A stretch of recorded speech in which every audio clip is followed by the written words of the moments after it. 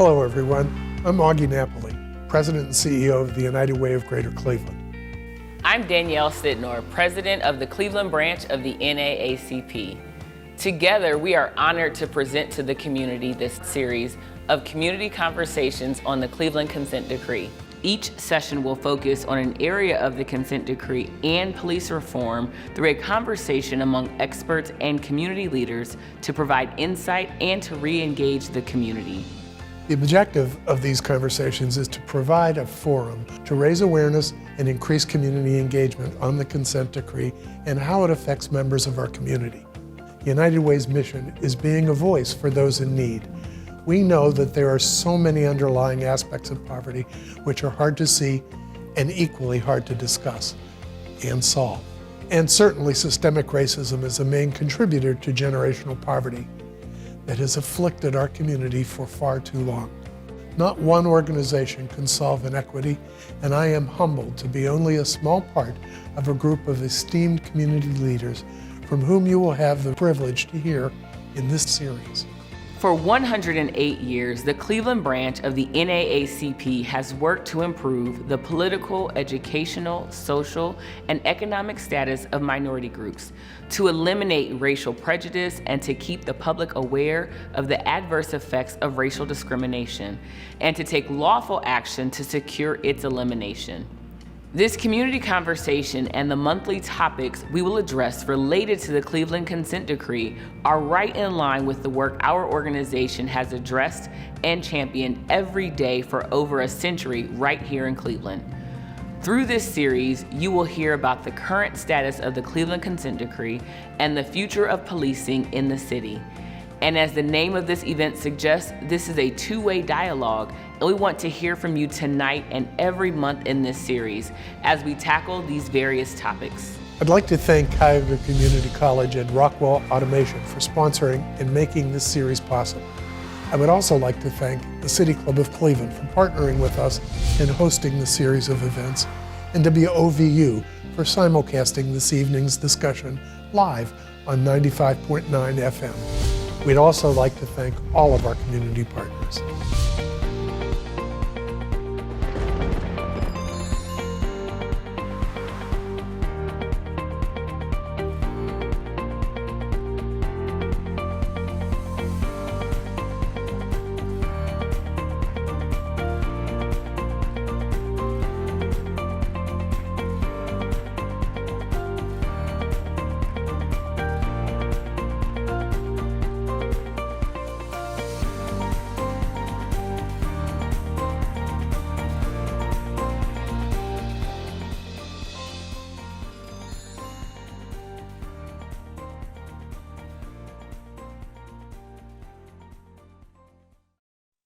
Tonight's topic is citizen complaints and the Office of Professional Standards. The Cleveland Consent Decree mandated that the Cleveland Division of Police establish the Office of Professional Standards, an independent agency composed of civilian employees to investigate civilian complaints of police misconduct. Our panel will discuss improvements that have been made in the investigative process and what work still remains when handling complaints from the community. Tonight's moderator is Rick Jackson, senior host and producer at WVIZ, PBS, and WCPN FM. Rick has over 40 years of experience as an anchor and reporter for network and local television news, public television, commercial, and public radio news. Rick currently hosts ideastream's Sounds of Ideas talk show and NewsDepth, viewed on WVIZ and online. Rick has 6 Emmy Awards. He has also won multiple Commentator, Society of Professional Journalists, Cleveland Press Club, Parents' Choice, and Associated Press Awards for both reporting and anchoring. He was inducted into the Ohio Broadcasting Hall of Fame in 2001. I am honored to introduce tonight's conversation moderator, Rick Jackson. Kayla, thank you so much. Good evening, everyone, and welcome to the fourth in a series of conversations about the future of policing in the city of Cleveland. It was after a 2-year investigation that Cleveland entered into the consent decree with the Department of Justice. This was back in 2015. The decree mandated changes in the city's police department once the investigation had determined that members of the Division of Police had engaged in a pattern of excessive force. The decree spelled out reforms for the police department, including changes in the use of force policy, bias-free policing, more diversity in recruitment and in hiring, and increased transparency and accountability. By most accounts, it's working. The consent decree has resulted in significant reform efforts being incorporated, like bias-free policing, unnecessary search and seizure, all of the different things that have made this addressed as a result. As we know, the initial agreement called for a 5-year plan of reform, but with more work left to do, the consent decree has been extended. The accountability aspect we'll discuss here, as Kayla mentioned, is the Office of Professional Standards. We'll call it the OPS. It's an independent agency comprised only of civilian employees. It reviews misconduct complaints, and we'll get into the purpose and the action in just a minute once we've met the panel. Do keep in mind the OPS is also empowered to make policy recommendations that should improve the citizen complaint process, should increase understanding between the public and the Division of Police employees, reduce misconduct and the risk of use of force by CDP officers. Our objective here this evening is to provide a forum for participants to be heard and to listen. And it affects all the members of the community here, particularly our Black and Brown residents. Once we do open the conversation to viewers, chat your questions to this number, 216-307-5632. Questions are being coordinated backstage by our partners at the City Club of Cleveland. You'll hear from Alicia later. I think it's also important that I tell viewers that while we've had preliminary conversations, these panelists don't know what I'll be asking them to answer. My questions were not vetted by the United Way or the NAACP. This is not a scripted show. This is a conversation. And when the floor is open to you, those questions obviously won't be prearranged either. 20 minutes after that, we'll have another round of questions from me for the panel, and then questions again from you for 30 minutes more. Finally, we'll hear again from Augie Napoli of the United Way of Greater Cleveland. Again, we'll open the floor in roughly 15 minutes after my initial interviews with the panelists, which for this session include Roger Smith from the Office of Professional Standards, City of Cleveland. Before 2018, when he took this position, Smith worked as a hearing officer with the Office of Administrative Trials and Hearings in New York City. Kareem Hinton is co-founder of Black Lives Matter Cleveland, also a bail disruptor. Kareem was compelled to be an advocate after high-profile shootings by the Cleveland Police Department. He comes to activism and the bail reform movement after working toward police reform.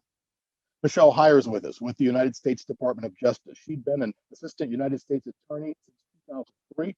She focuses on civil rights and enforcement, including the ADA, the Fair Housing Act, and constitutional policing. Prior to that, she was a trial attorney in the Department of Justice's Office of Special Investigations. And we have two holdovers from the last conversation back in March. Aisha Bell Hardaway is Deputy Monitor for the Cleveland Police Monitoring Team, the Director of Case Western University's School of Law Social Justice Law Center, and the Co-Director of the University's Social Justice Institute. And the final panelist and guest would be the Safety Director, Kerry Howard, City of Cleveland. Prior to becoming director, he served as the department's Assistant Director of Safety Operations. He's also served the city as the Chief Prosecuting Attorney. And when you're the top cop, you get called away. So he'll be joining us in just a few minutes, we are hoping. So with that said, and the ground rules laid out, let's get underway. Roger Smith, as Director of OPS, I'd like to start with you. And this is really the only time I'm going to be basic for you tonight. Talk about the mission, talk about the purpose of the office, but in real terms, not the languished office of language that we hope. What does the Office of Professional Standards actually do for city residents? Thank you for having me, Rick. This is exciting for us, and we welcome out the opportunity to speak about what we do. The Office of Professional Standards, put simply, we receive complaints from the public regarding police misconduct, and we investigate them. And we want to make ourselves known to the public so that they know that there is a way to complain independently of the police department about police misconduct. Simply put, it was kind of interesting though, today we had a situation come up, and I want to talk about it right up front here because people know. The Civilian Police Review Board this morning recommended disciplinary action against 2 officers and 2 supervisors involved in that 2019 car chase that eventually ended in the death of 13-year-old Tamaya Chapman. The OPS has also recommended disciplining 5 other officers. That didn't happen. I'm sure viewers would like to know your thoughts on what went down this morning. Just for the record, those things happened yesterday. Those were Okay. on Tuesday. But regarding what happened yesterday, first, I would call it a major victory for civilian oversight, what took place. The most important thing that happened there were that supervisors and officers were held accountable for improprieties in a vehicle pursuit that led to the death of Tamia Chapman. So that's first and foremost. Second, as it relates to the 5 officers who were not found to have committed any violations, OPS disagrees. I think the record is clear that those officers did self-dispatch. The board took an interpretation of self-dispatch that didn't include those officers. Also, with respect to the vehicle, the passenger in the lead vehicle, the Office of Professional Standards disagrees with the board as it relates to that officer. We believe that officer should have done more to terminate the pursuit than simply tell his partner to slow down. So that's the short version. And one more thing I would like to add, the group penalty recommendations were group 1 penalties for these vehicle pursuits violations that resulted in death. And for those under the disciplinary matrix GPO section 1.0706, the group penalty, the appropriate group penalty is a group 3 penalty. So that's what I think about what took place yesterday. Thank you, sir. Michelle Heyer, for the last few years, the words transparency and accountability have become watchwords, goals. The OPS would choose to satisfy not just what the Justice Department wants, but what the people want, which can be a very delicate balance. From what action did the changes we've seen come? Was it from demands, adaptations, mistakes? Well, I think it's from a recognition that when it comes to accountability and oversight, having an effective civilian review mechanism is extremely important.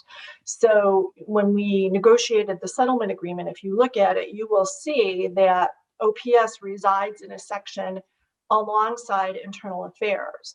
And I think our goal was to make significant improvements at OPS in the way that it operates. It was also to create new powers for it and give it new authority in order to really make it an equal partner in the accountability process, so that when civilians do make complaints, they feel that they will be taken seriously, that they will be investigated thoroughly, and then when it comes time to decide whether or not to impose discipline on officers, that can happen. Thank you. Kareem Hinton, you're pushing for even more transparency in the process than what's already built. Let's get real. Talk to me about something that happened which concerns you regarding lack of transparency, which you felt might have been hidden. Then we'll turn to hear how it was perceived on the other side of the desk. Kareem. Sure. So, I mean, in regards to transparency, I mean, we can talk about the investigation that was conducted by Lieutenant Farmer with Internal Affairs, and, you know, the fact that he was involved in this chase and yet he's allowed to be a part of the investigation. We find it, you know, quite problematic. We can, you know, if we want to talk further about transparency, you know, we could ask that, for example, we think that in some instances, we'd like to have some transparency as to, for example, how many officers, how many complaints they get that are not upheld, but having access to those records so that we can possibly see if there's a pattern with regards to the officer's conduct. So things of that nature, we won't and we do not have access to, but we think that it would be ideal if we did. With the director not here yet, Roger, what do you say when you hear things like we need more transparency? I say I agree 100%. I also say that accomplishing that will be a joint task. It will be a group task. And we need to be specific as to exactly what we're looking to get.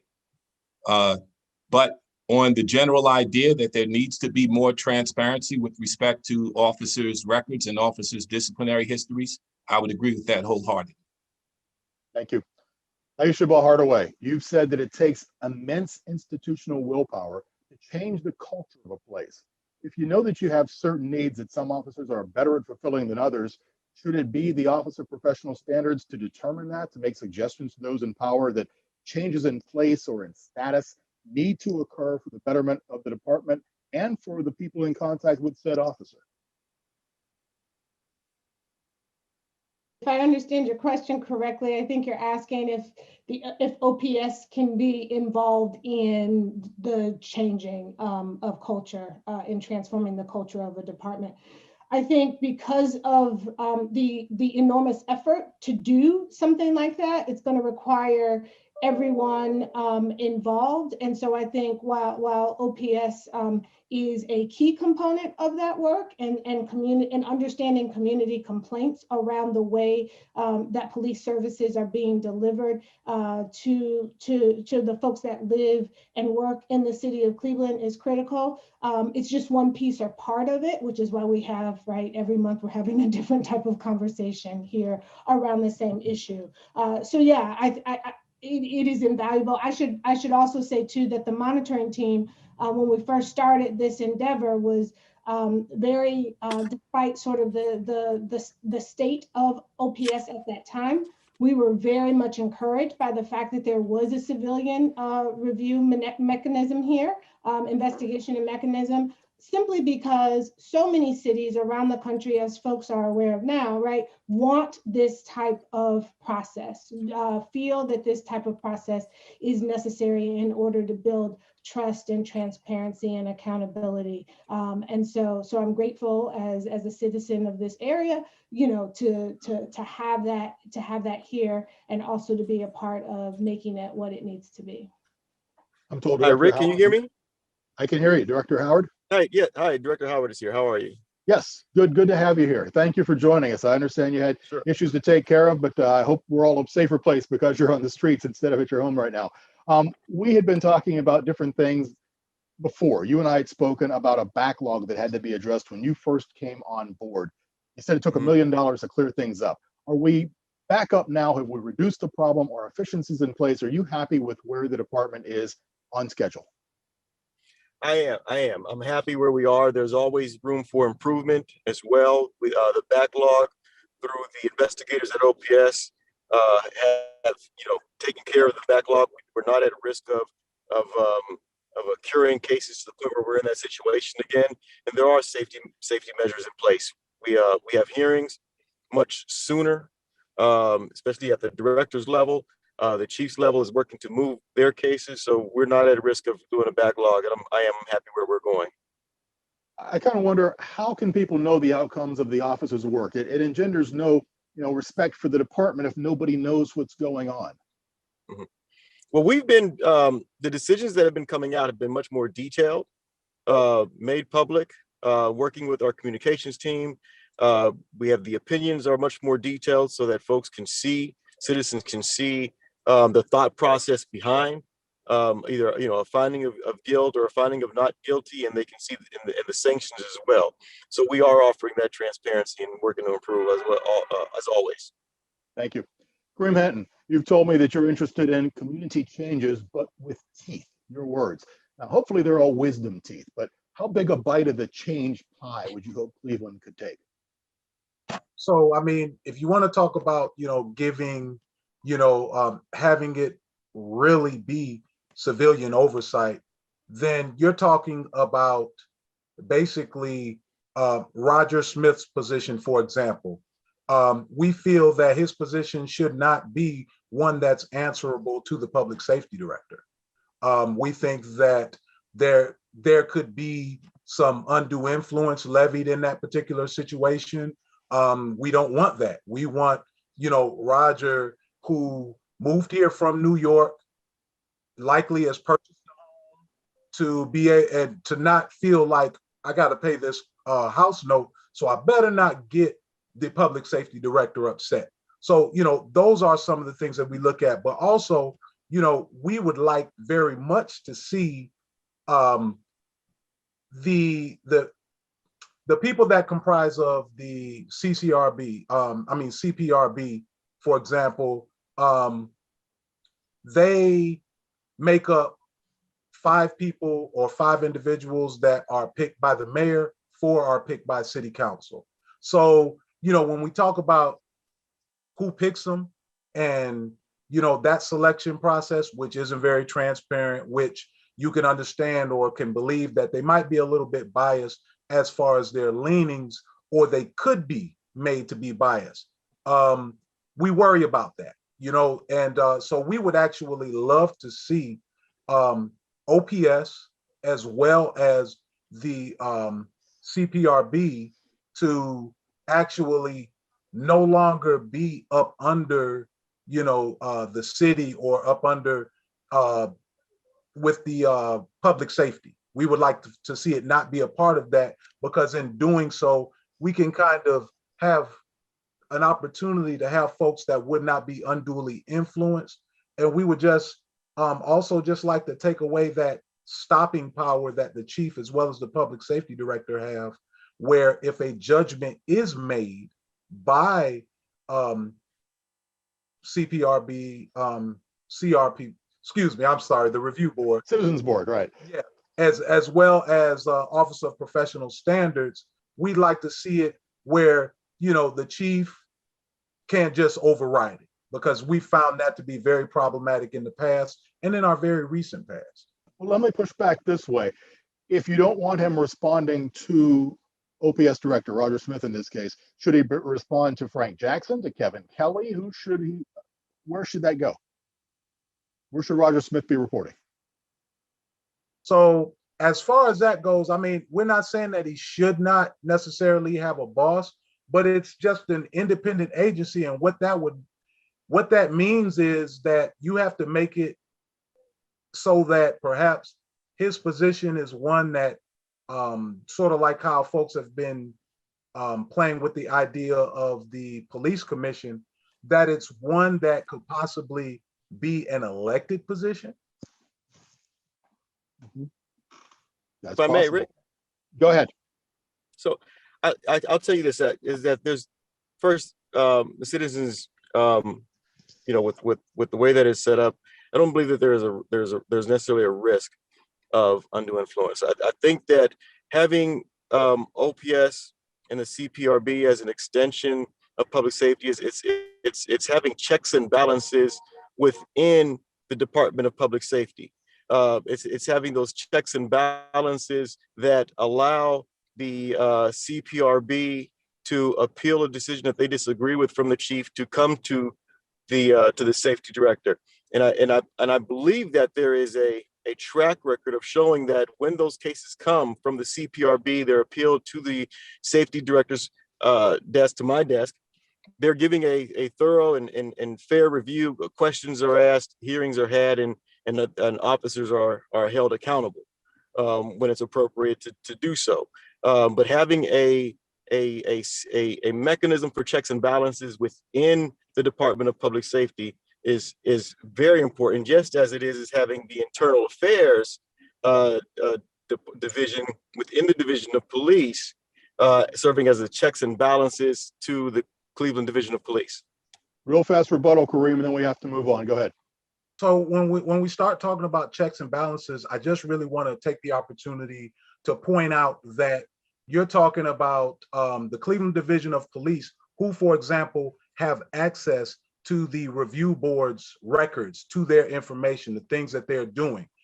That coupled with an internal affairs that's a part of the Cleveland Division of Police, that makes one understand that why, like when you spoke of the Tamia Chapman case, why they were able, it makes you wonder or understand why they were able to, they launched an investigation well after OPS, and they finished it well before OPS. And they were able to do it so quickly because, one, they had access to their information. Two, we believe they were trying to circumvent and kind of, influence the process. So, that's not checks and balances. It's just not fair.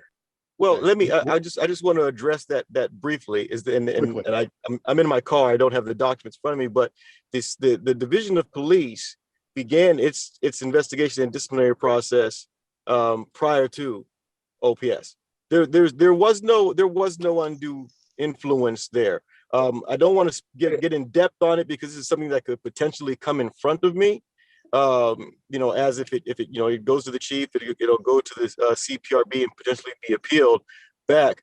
But the process, I don't want the public to believe that the process was tainted, because it was an untainted process. Okay, thank you both.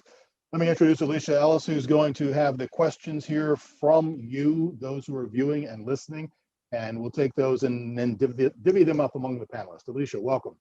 Thank you so much, and glad to be a part of this conversation ongoing.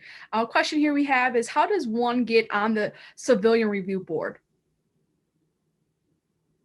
How does one get on the board? Aisha. So I believe that, as was mentioned earlier, the mayor has an appointment, and they alternate between mayoral and city council appointments depending upon the ward or the area where a city council member resides, and if they already have someone serving. There is currently, Roger, you can check me if I'm wrong on this, I believe there is currently an open position on the PRB. That's correct. And there's an application process that's handled by City Hall for members, for potential members to submit applications. And so depending upon which area is in need of a PRB member, having contact with your city council member may be a good first step in the process. Thank you. Just want to clarify, she sits on the monitoring team, not the Citizen Review Board. But yeah, they do similar work sometimes. Next question, please. Thank you. Who makes the final decision regarding OPS recommendations and officer discipline? Mr. Smith. In terms of, there's two decisions that ultimately come from it in terms of the finality. First, for purpose of a public communication, the Civilian Police Review Board's finding is final.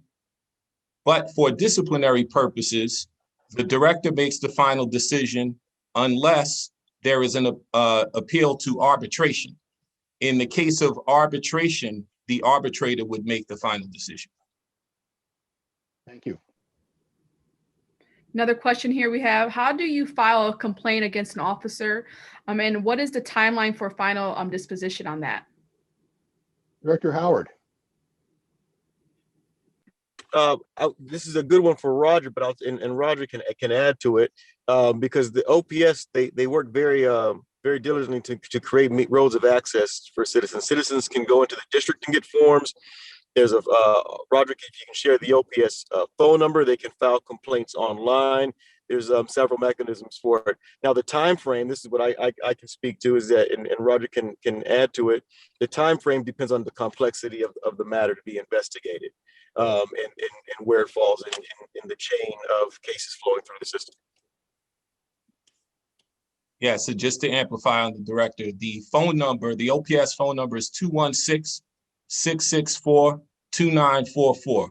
You can also file complaints via email at clepoliceComplaints@city.cleveland.oh.us. You can also call the Mayor's Action Center to make complaints. And once the building opens up again to the public, you can walk into the OPS office and file complaints. In addition to that, you can file complaints online as well at the city webpage for OPS. Thank you. Head Director, I threw that at you because I think a lot of questions are going to go toward Roger. I'm trying to say all right. There. Alicia, I'll get in where I can. Yes. Alicia, go ahead. Also, what are some ways that community can ensure that police are being held accountable for their actions? Let's go back to Ms. Hardaway for that. Other ways that community can be sure police are being held accountable. Obviously, we're talking about complaint review processes through OPS. There is still yet, it's been mentioned here, IA, so the Internal Affairs Department within the police department has an administrative misconduct process that they go through. If you believe it's criminal in nature, there can always be complaints filed with the prosecutor. Director Howard could speak a little bit to that, but could always file complaints with the prosecutor if you believe it's criminal in nature, and it could go directly there. I think that's pretty much the universe of it for now. Oh, I should also say, and district level. So you could always go to a particular district commander and speak with them about the conduct of any officer. Michelle Heyer, from a legal point of view, how difficult is it for a regular citizen to file a lawsuit against the Department of Police, Division of Police? I mean, anybody can file a lawsuit. That's your right under the Constitution, you know, but the process of litigation can be difficult, and you know, it's always probably a good idea to try to find an attorney that can help you with that. But I think the idea of civilian oversight is to give people a mechanism short of having to go through the lengthy and burdensome process of litigation. And I think that there are a lot of cases where people can get the outcome that they're seeking by doing that instead of by going to court and filing a lawsuit. So, you know, I think that empowering OPS and improving the their processes and giving them, you know, more authority is something that, you know, hopefully will give people a remedy that they can pursue short of having to go through litigation. I think Kareem wanted to make a response to that. Yes, I wanted to say in regards to litigation that if folks are actually seeking to file a lawsuit, they actually, in many cases, have to file that lawsuit before the case is even over with the Office of Professional Standards. And that is because, you know, of sometimes the lack of cooperation with the Cleveland Division of Police. Like in the Tamia Chapman case, you know, there was a request to start the investigation, or they started the investigation of the officers. It wasn't until, and this was in the start of the year, it wasn't until September that, you know, the officers actually cooperated and started to meet with OPS investigators. So when you have instances like that, you know, you're talking about statutes of limitations. So oftentimes people have to file a suit well before the actual investigation is concluded and there's been a ruling. Thank you. Just a reminder for those of you listening on the radio, the number to text in questions for our panel tonight is 216-307-5632. 216-307-5632. On screen for those of you on computers, that's the number for those of you who are listening through the radio or through a telephone. Thank you. Alicia. Yes, I think this was talked about early on in the conversation, but just for clarity's sake, what is the power of that the CPRB and the OPS have? Mr. Smith.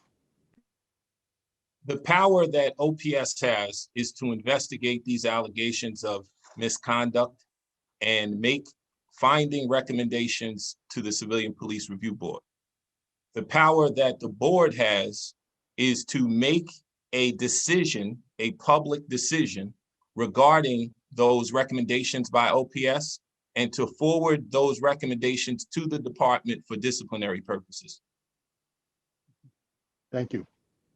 Thank you for that clarity. So in this, we talked about some of the backlog early on with the director here. In the cases of OPS, what were the investigations of those backlogs by a private investigation firm out of Chicago? How successful were those investigations?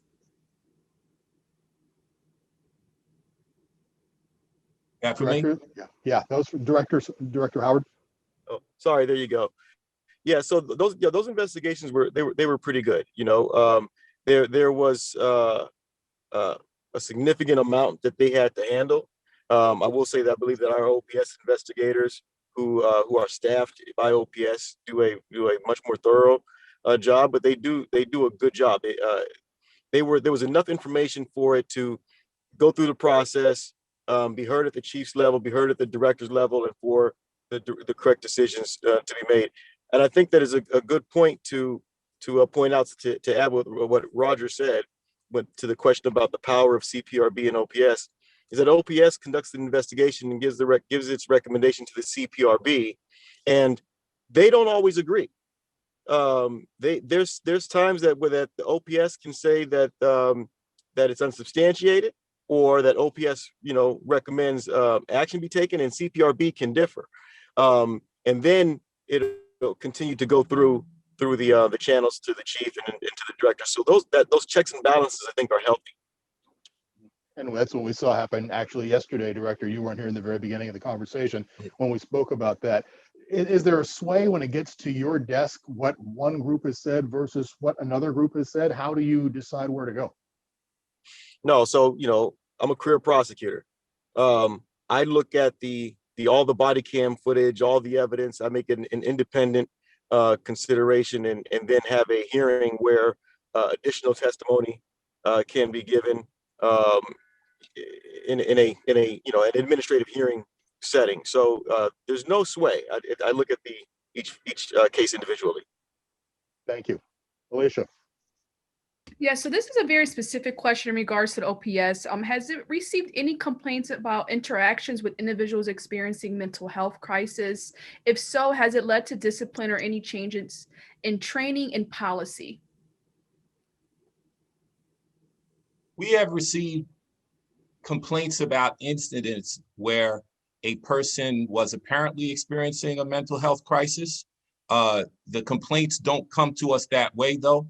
Usually they come to us complaining about a specific action that an officer took, and that becomes the subject of the investigation. But we have extensive experience dealing with people who either went through a mental health crisis at the time of the incident, or experienced continuing mental health issues over the course of the investigation. Generally speaking, in terms of our relationship with the department, there aren't any additional referrals that we make because of the mental health issues. But where they are a specific issue in the case, we do note that. I'd like to stay with us a little longer. Aisha Bella Hardaway, is that something that's come before you that you've had to discuss, this idea of officers dealing with people who may be in a mental condition that we'd rather see a social worker? Sure, absolutely. The decree has a whole section on CIT or crisis intervention. And so, yes, that is a key component of this process. And there's training within the division for, how officers should handle those interactions. Kareem Henton, would you like to see calls that may have that association immediately go from 911 to mental facilities rather than straight to the police department, or to both? Okay, I definitely would like to see that. I mean, I believe that would save lives, but I don't believe we should stop there. I think we should also have issues like noise ordinances be handled by code enforcement and not police officers. I believe in instances such as that, we would also be able to save some lives. Director Howard, is that something you'd be amenable to? Well, Rick, it's a good opportunity to talk about our crisis intervention team and to what's being proposed. We're in discussions about how to evolve what policing looks like, and when people call for assistance. Even in the situation where if there was just a separate mental health division, we would still send a law enforcement official out with that person to make sure that the call that they're arriving to is safe for that mental health professional. A lot of the times that when we get calls coming in, it could be for loud noise, it could be for a mental health crisis. It's still a dangerous situation for non-law enforcement professionals to arrive to on scene, and we still need to make sure that when they arrive on scene, they're arriving on scene in a safe way to do their job. That's what our part of our crisis intervention team does. And I'll go back to Mr. Smith. Would you like to see that? Is that something that would make sense for the Cleveland Division of Police to employ?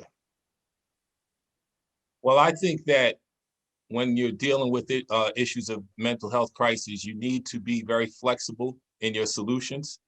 So I think that anything put on the table is worthy of at least some discussion.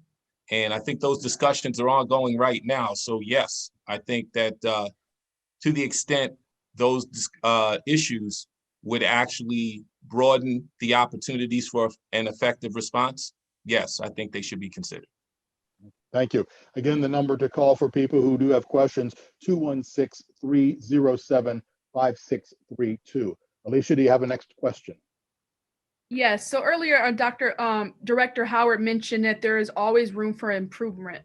And I think we all can agree for that. What is some main areas that each panelist can identify that needs to be improved as it relates to the review of complaints? Director? Oh, so can you hear me? Oh, make sure I'm not. I mean, okay. I think that follow-up, right, is important. Sometimes we get cases and the investigation may not start immediately because of where the case comes into the pipeline of other cases, and making sure that our investigators have the resources to conduct that follow-up with citizens who file complaints. We want to make sure that citizens have faith in OPS. We want to make sure they have faith in respect the process and the decisions being made. Thank you. We're going to go back to some of the questions that the panelists and I have discussed earlier, not the questions themselves, but the topics. And your questions will still be coming back later in the program, so do continue to text those in.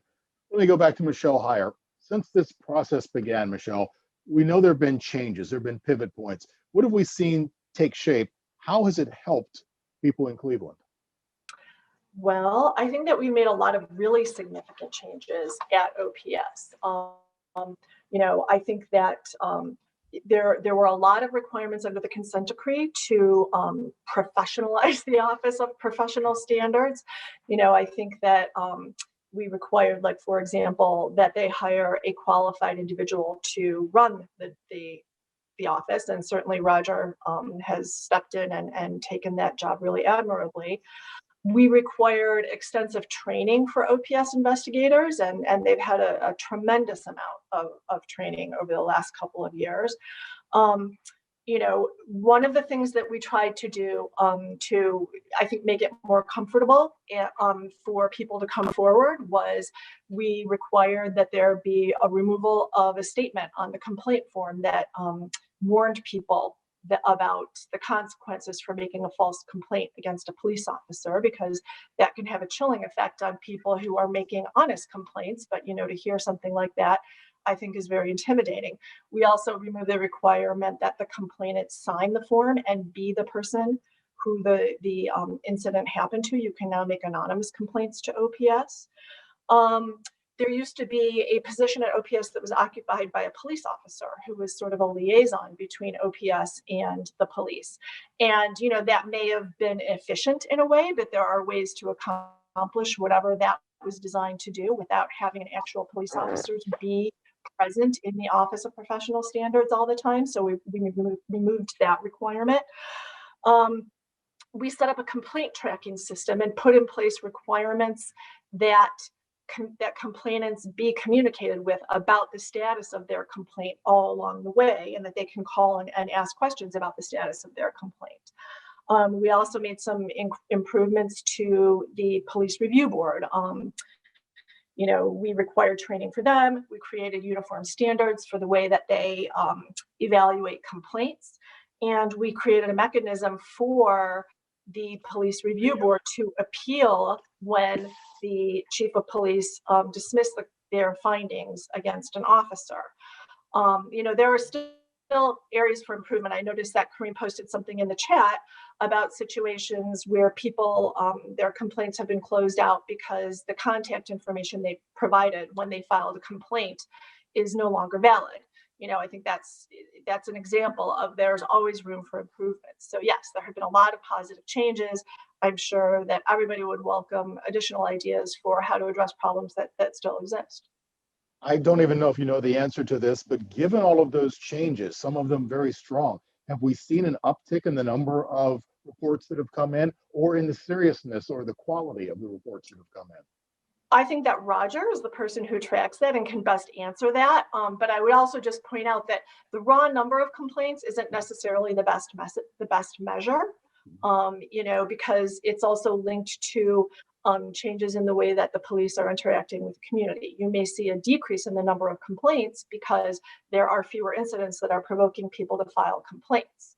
So, Roger can give you a little bit more information, I think, about the nature and the quantity of complaints that come in, but just keep in mind that, just looking at the raw numbers isn't necessarily the best way to evaluate it. Roger, go ahead. There has been an uptick over the last year and a half. Specifically, let's just go back a few years. In 2017, OPS received 241 complaints. In 2018, OPS received 227 complaints. 2019, 220 complaints. But last year, during the year of COVID, we received 276 complaints. So up more than 25% over the previous year. And the natural explanation of that, the May 30th protests and also the September 29th debate that we had, those were things that only resulted in a total of 12 complaints. So even without those, you had an increase of 44 complaints over the previous year.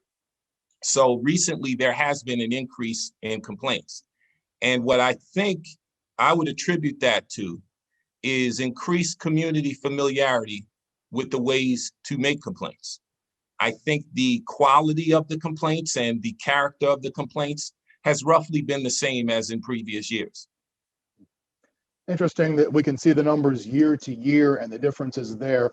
Just for context, do you know, and we always use the same comparison cities, Cincinnati and Pittsburgh, roughly our size. Do we know where our department is in relation to other departments? Well, I don't know the numbers for Cincinnati or Pittsburgh. I can sort of give a proportional representation of how we compare to a place like New York, where I'm from. Typically, New York gets between 4,800 and 6,000 complaints in a year.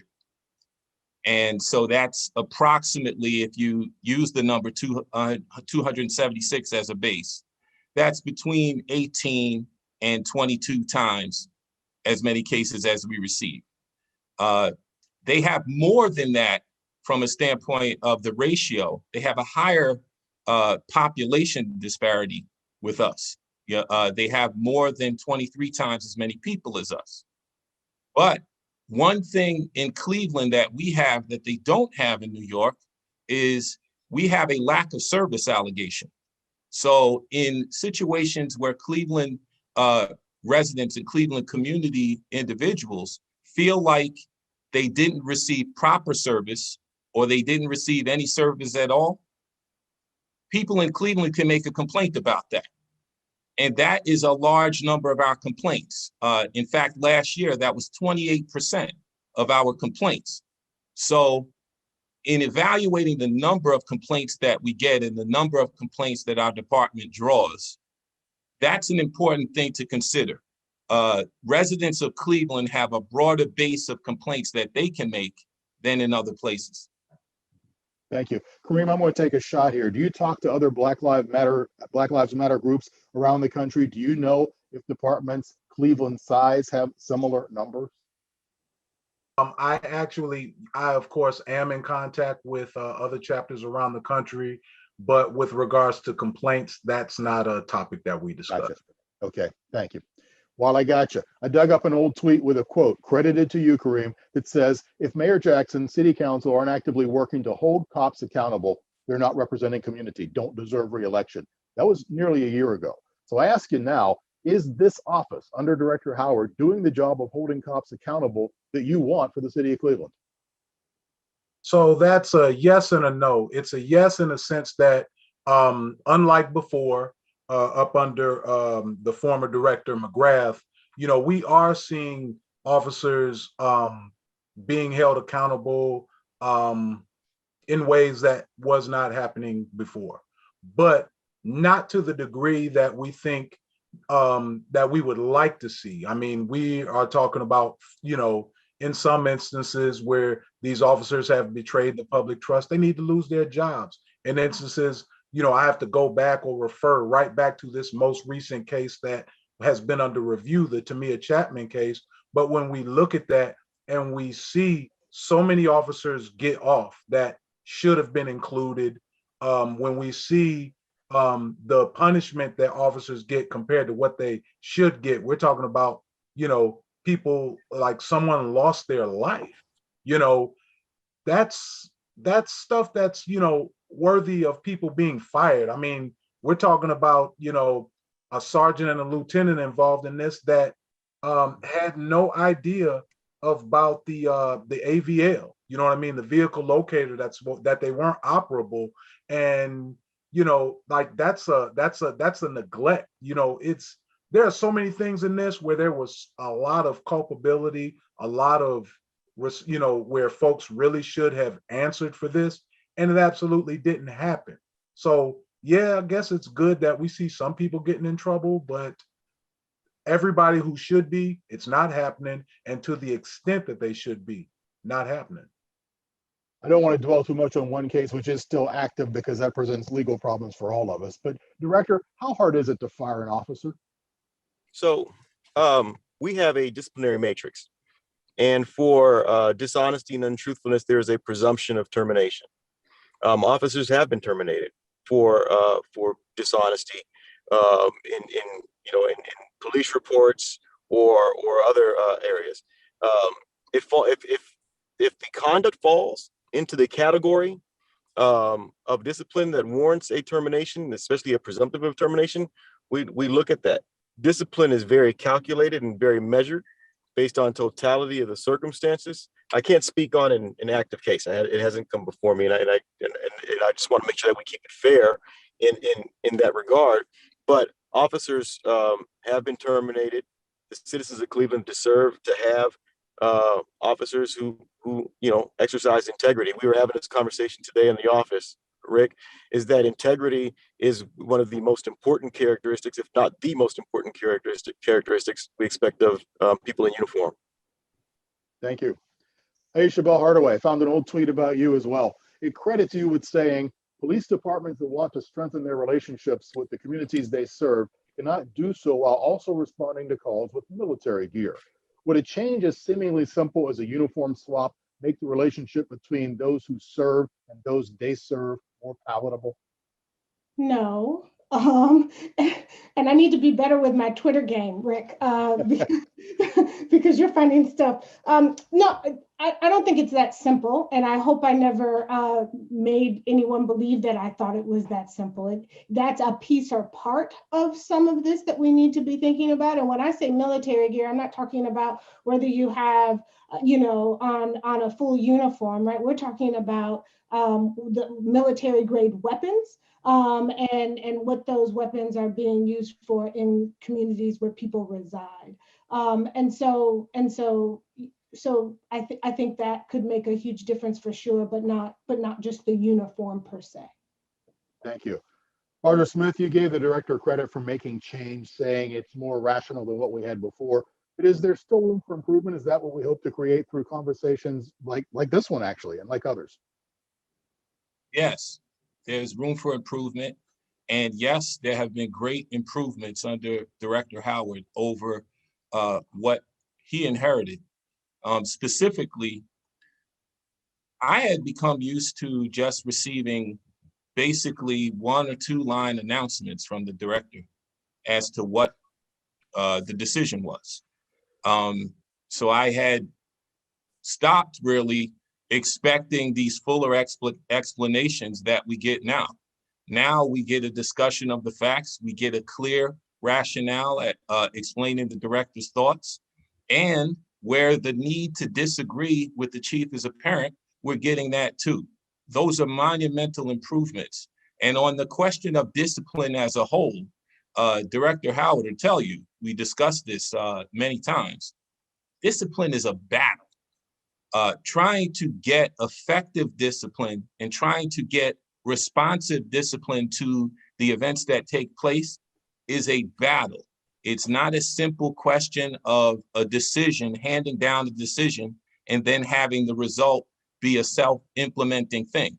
It does not work that way.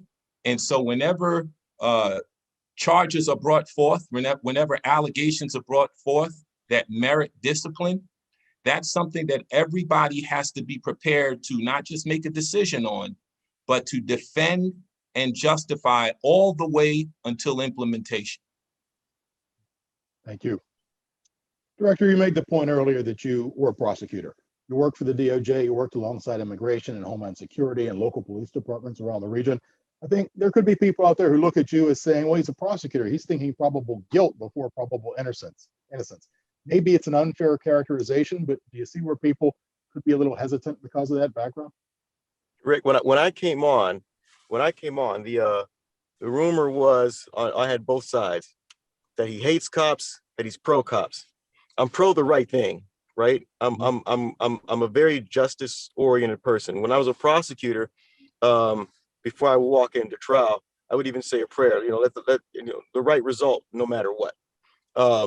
And I want to make sure that we produce a better division of police for the citizens of Cleveland.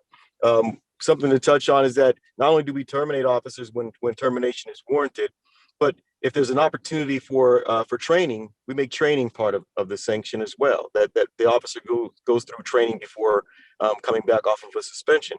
But if officers are right, if their officers are in the right, we stand by the officers who are in the right and who follow policy. And that's how you get a sense of fairness from the community and the division. You talk about firing officers. Let's go to the other end of the career chain there, and I'll go to Aisha Bell Hardaway for this one. We're not strangers. You've been a guest on the Sound of Ideas. You've talked before of police reform and police defunding. Is there a place in this conversation where we discuss trying to hire a different type of officer, different background, different education that would maybe head off some of the problems that lead to the confrontations we've seen? Absolutely. And that's why this consent decree, as massive as it is, includes information or requirements around recruitment and retention. Yes.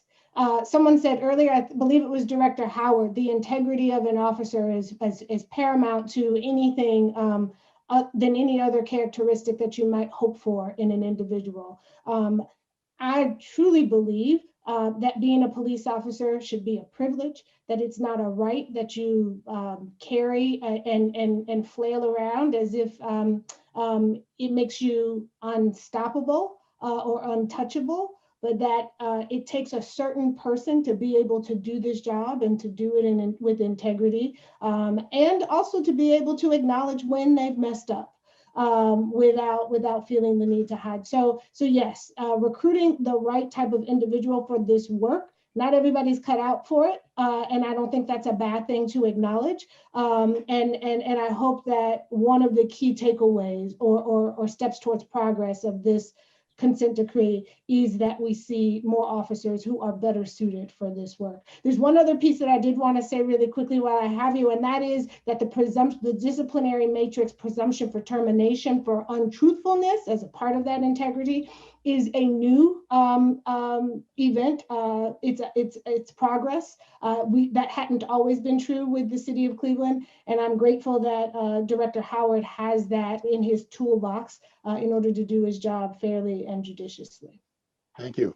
Kareem, let me give you a shot at that. Would you like to see a different type matrix so that we hire a different officer than maybe the traditions that we've had in the past that bring people from whatever areas they're in to the department? You know what? The most effective matrix or the most effective change with regards to hiring new officers, I would say starts with the chief of police. The chief of police actually could be more involved and could do a better job with regards to appointments. An officer, or rather a detective now, who showed to have so much disdain for many or certain demographics within the city of Cleveland, he appointed the homicide. So he's investigating the homicides of people that he has disdain for.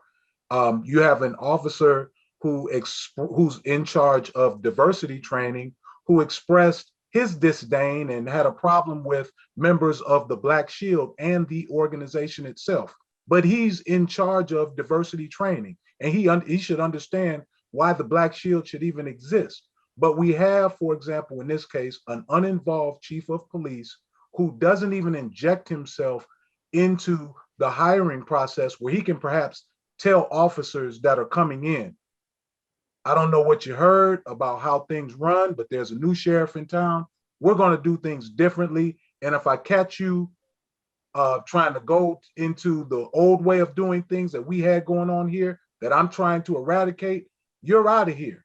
But instead of him painting on that blank canvas, he allows the veteran officers who train them to paint on that blank canvas, you know, these new officers coming in. And these new officers are learning from the very officers that are the reason why we had the DOJ come here in the first place. Director, I know you want to rebut that. Let me tell you, the chief of police is very involved in the hiring process. But what we have to do is we have to do a better job of the entrance process, the very beginning. We have to do a better job with recruitment. We've instituted behavioral-based interviews, which we do interviews with potential candidates, potential cadets who are looking to come into the Division of Police, so that we can assess their mentality, their biases, their prejudices, and stop some of those folks from coming into, as many as we can detect, from coming on to the Division of Police. We have a request for bid out for a new psych to do psychological evaluations for candidates, potential candidates, those who are looking to come on. We have to change the beginning of the pipeline to give the chief, to give the division a different quality of officer than perhaps may have been allowed to come in, so that we can move those folks up the ranks and give them all the training that they need. And basically, kind of, we're talking about a canvas, change the quality of paint that we're working with. And we're well on our way with doing that. Before we go back to some community questions, Mr. Smith, just when you look at some of the complaints that come in, do you think people are more concerned with things like hiring officers, removing the bad ones, and listening to them rather than addressing the root causes of crime in the first place? Well, I think we only receive those misconduct issues. We don't know actually what their perspectives are with respect to addressing the root causes of crime. Occasionally that kind of conversation comes about during the investigation, so we get a sense of that.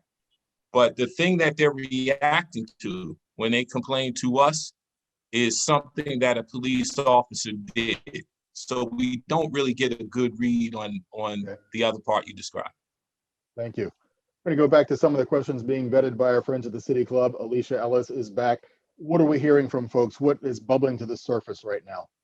Yes, this question is specifically asked to Kareem. What is the community's biggest mistrust related to the Civilian Review Board, and what should be suggested to redeem some of that mistrust that we're seeing in the community?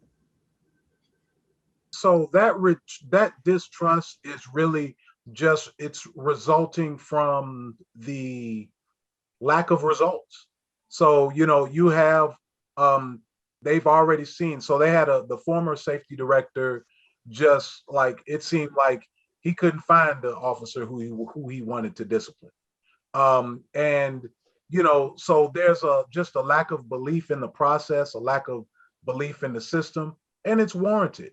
And even now, until you see, folks actually want to give up some of that authority that they have, it's still hard. It's hard for me to believe in the process because, once again, I am not, and many people are not comfortable with knowing that whatever the Office of Professional Standards rules on, or the CPRB rules on, that it can be overridden by the chief or overridden by the public safety director, because we saw how that worked out with the former safety director, and it's happened with the chief in recent.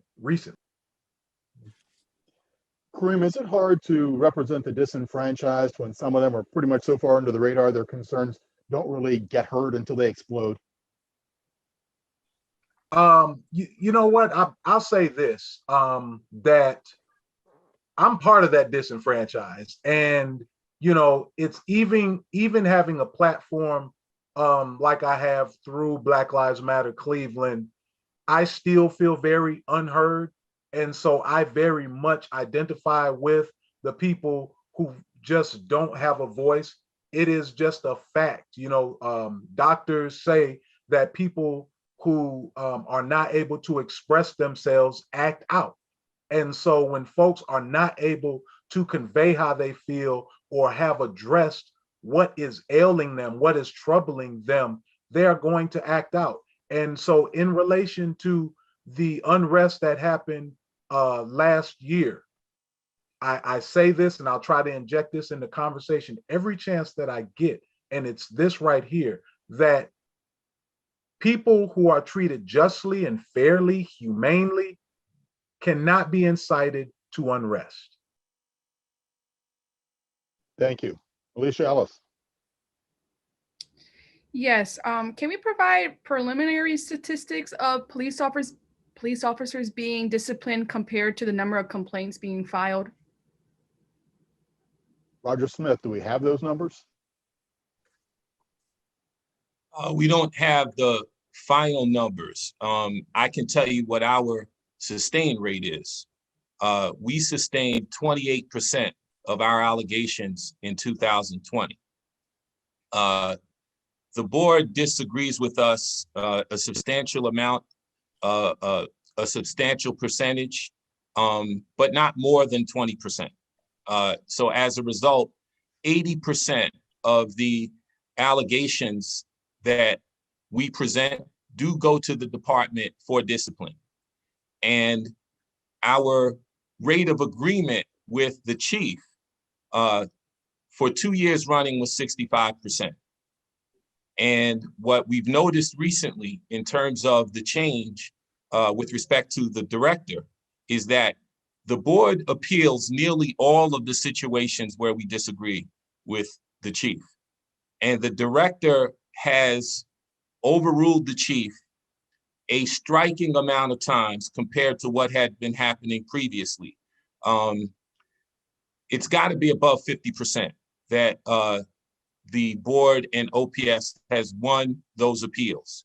And the rate before that, in my entire time in Cleveland, the director had only, Director McGrath had only overruled Chief Williams 4 times. So that's just a little bit of context.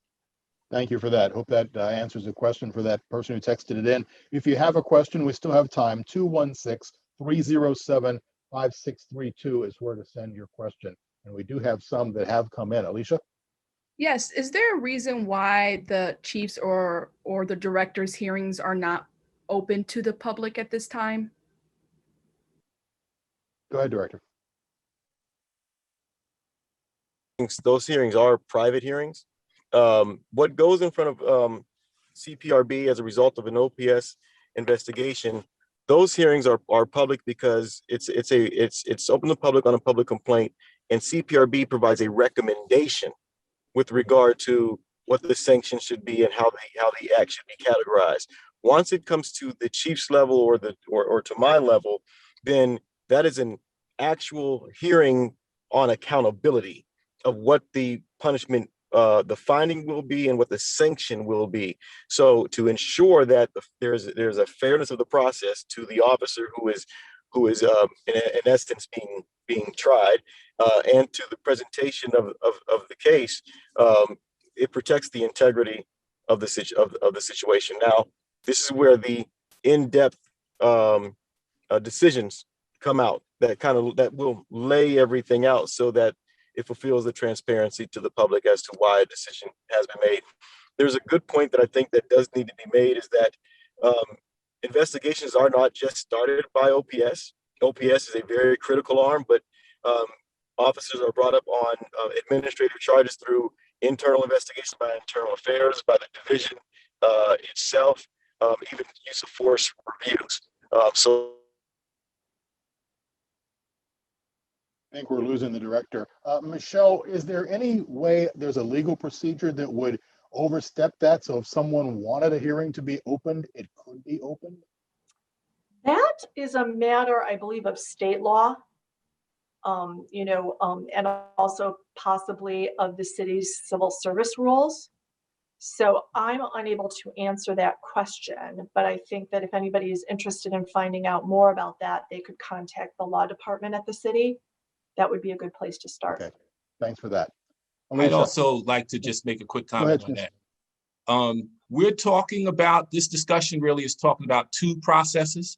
One is the public complaint process, and that's public all the way. But once that public finding is rendered by the board, it then shifts to become a personnel process. And what you have with the chief and the director is a personnel process. That's right. And that is confidential under state law. thanks for the clarification. Appreciate it. Next question, Alicia. Yes, this is a question here. How can we, as the Cleveland community devoted to police reform and justice, use our individual struggles to collaborate without state organizations and communities work towards a collective goal of justice? There's a lot in there. Yes. Aisha Bell Hardaway, you want to take a crack at that? Can you say it one more time for me, Alicia? Collaborate with who? I'm sorry. Collaborate, it says without, but I'm thinking they're meaning to collaborate with state organizations and communities to work towards a collective goal of justice. Yeah, I mean, I tell my students this all the time. We have an enormously rich, diverse set of organizations, nonprofit organizations, community activist organizations that are devoted to this work. And with just a quick telephone call to any number of people, including Kareem on this panel or me at the law school, you could be connected to folks if you're somebody who's new to the area and not really sure of where to start. I know the NAACP is co-hosting this event. They have a broad network of individuals and organizations that they work with. And so I would just suggest that person, that they would reach out to try to find a real connection that they feel that they could flourish in to further the work. Anybody else want to weigh in? Okay, next question. Yes. We also mentioned earlier about the investigation complaint and impact of lawsuit. What is the average time to investigate a claim, and does that average time provide comfort to the community that the city takes complaints seriously? Mr. Smith?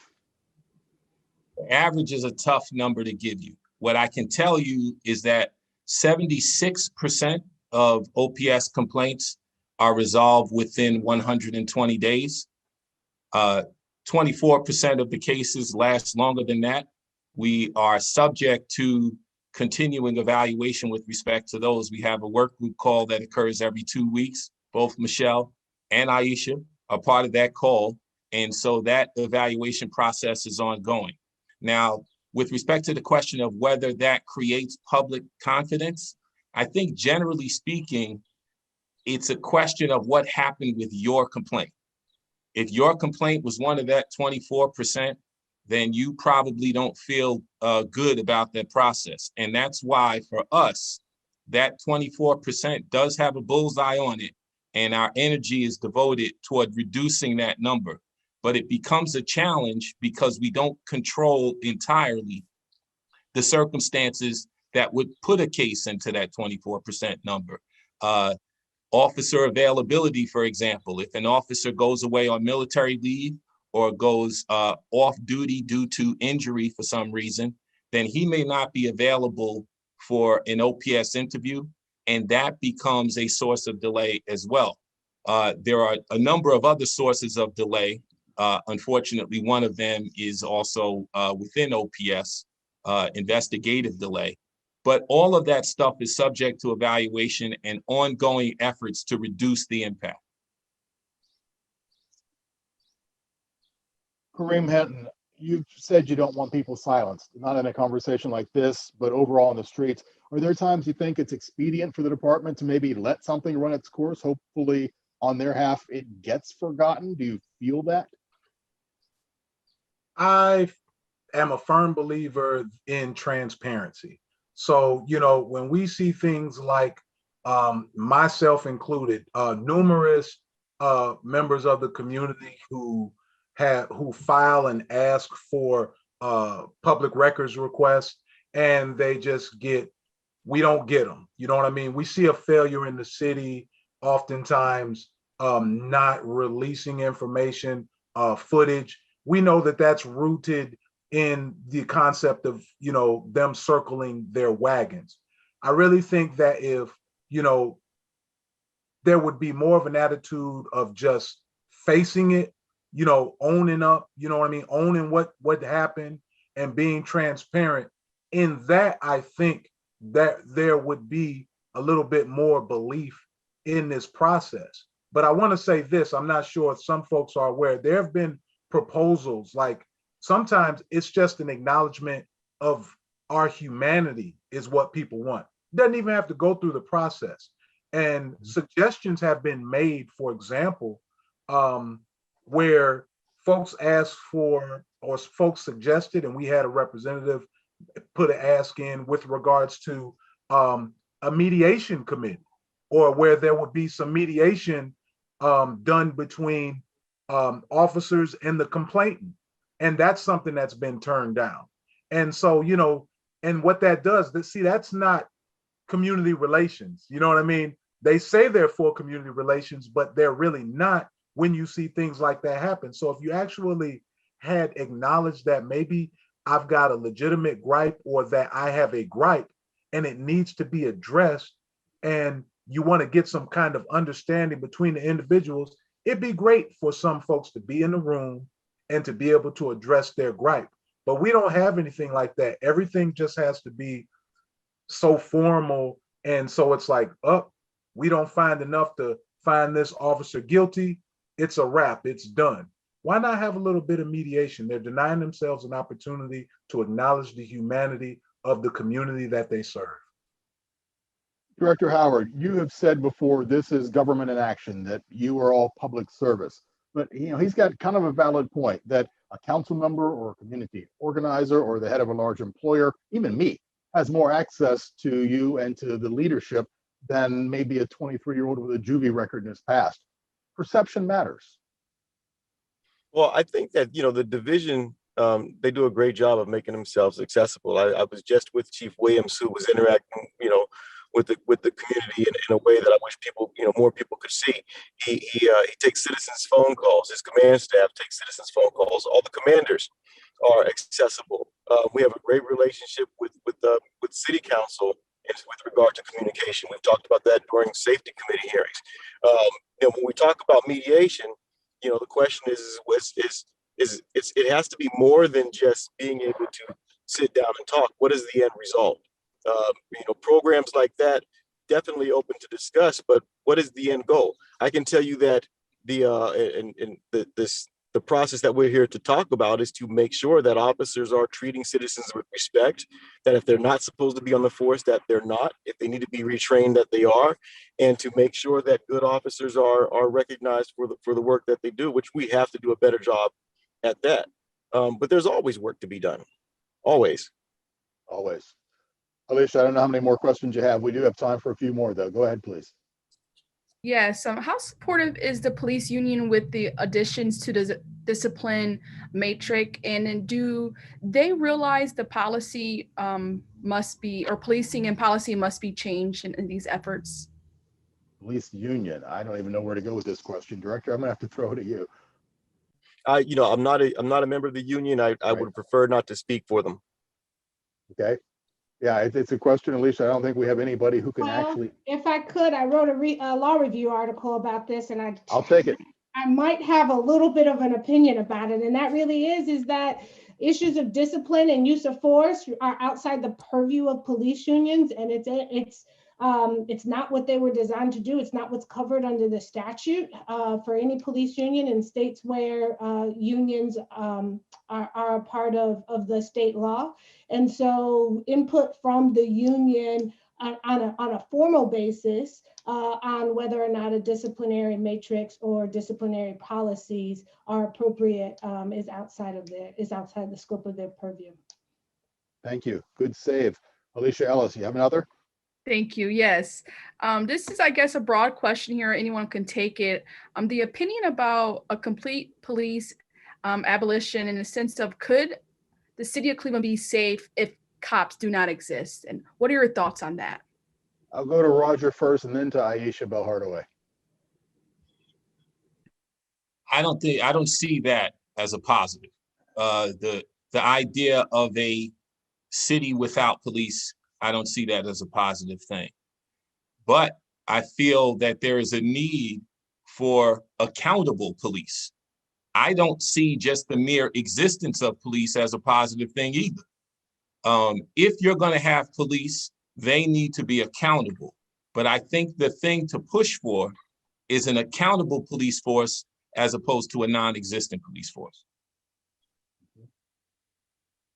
I really want to go to Kareem on this, but I don't want to seem like I'm punting. So brother, I mean, I'll say what I need to say really quickly and then Okay. I'll pass to you if that's okay. That's good. I think when we talk about abolition, sometimes people think too narrowly, if that's possible, or maybe too broadly. Thinking about what police are being asked to do in any community is an important question that I think should be asked across this country. You talk with officers, you hear from officers who say time and time again, I didn't come onto the force to do this thing, right? Why am I being asked to do this? And so if we want to think about abolition in a way where we say we're removing the responsibility, the authority, the expectation that officers would do something other than handle violent crime, that is a fair conversation for us to be having. And unfortunately, I think when we say abolition, folks want to go running, and when I say when the word abolition is being said, folks want to go running to corners and staking places in the ground where I think there's more commonality in the thought of reimagining public safety that allows for less polar sort of conversation, polarized conversation. So yeah, if I could inject myself into this, I would say that there was a time in which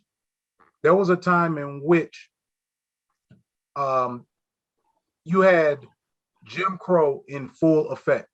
And in that time, there were people that really didn't know that we could operate outside of that. That was the only thing that they knew.